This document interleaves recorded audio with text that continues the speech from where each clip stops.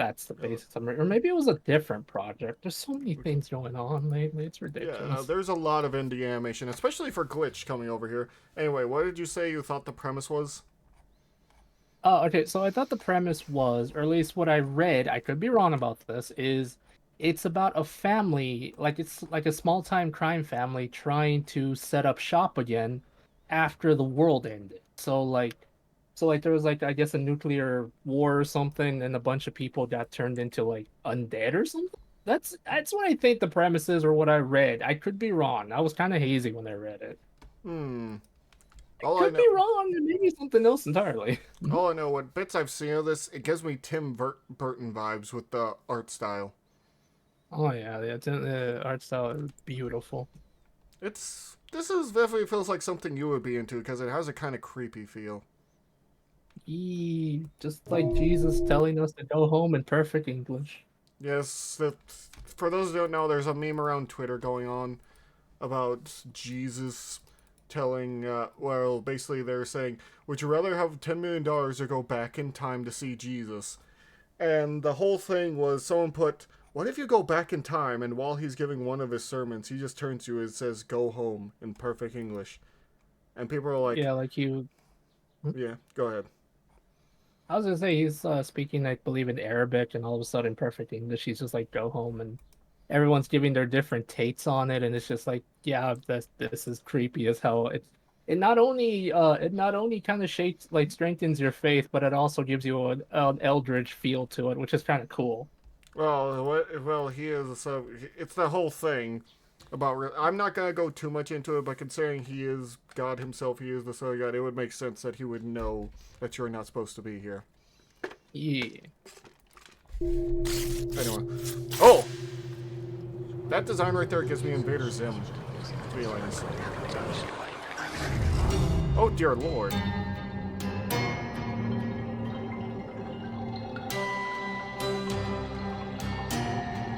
Halloween came early, Fable.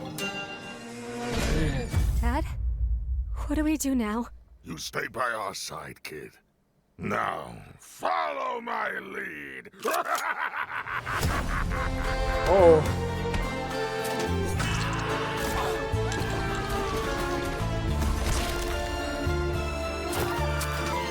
That's God his damn. head. Is it just a loaf of bread? Yeah, he has a loaf of bread for a head. Lie. Cheat. Deceive. Cement? Oh. Concrete shoes. These ones are undead. If anything, this is mildly inconvenient. But you're still tied to the ground underwater.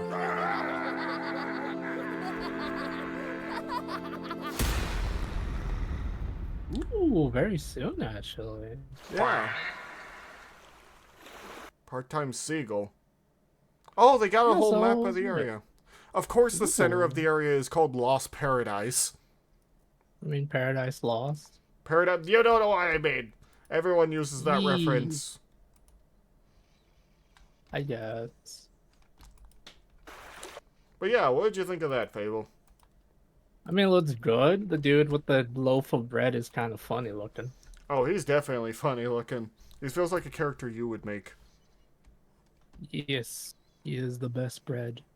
Also, I have He to is the ask you, only bread. Fable, do you know anything Uh-huh. about the Tick? Spoon. Yeah. For Does those who that don't, answer your question? they remade the Tick in 2016. Here's the thing. They made the world like hyper superhero realistic, but they didn't change the Tick at all. Does that answer your question, man? Yes, it does answer my question. But anyway, besides that point, this series looks fun. We've actually reacted to Glitch Productions before. If you go down and scroll down, you'll see some of them. We react to a lot of indie animation because they're fun, and I'm glad they exist. I hope to one day voice act in one of them. I don't care if I'm a normal guy or just someone who gets shot in the background. I just want to use my voice and lend it to, you know. How dare you? You're only allowed spoon. I'm only allowed spoon. Yeah. Anyway. Fine, I'll be the tick and you can be my sidekick. I'm not gonna be Arthur. Well, you can't be the tick. He's too funny. I'm perfect for him. We're Oh both my insane. god. Anyway. Fine, you can be the capybara we got from that one episode. Anyway. Thank you all so much for stopping by. If you like our dumb ramblings, I honestly want to start a book club where we talk about different like 40k books and other like comic books. But thank you all so much, and I'll see you all later. Have fun, guys. I don't want to start a book club, but I would want to talk about one of my favorite books, which is the Wings of Fire series. I've never heard of that.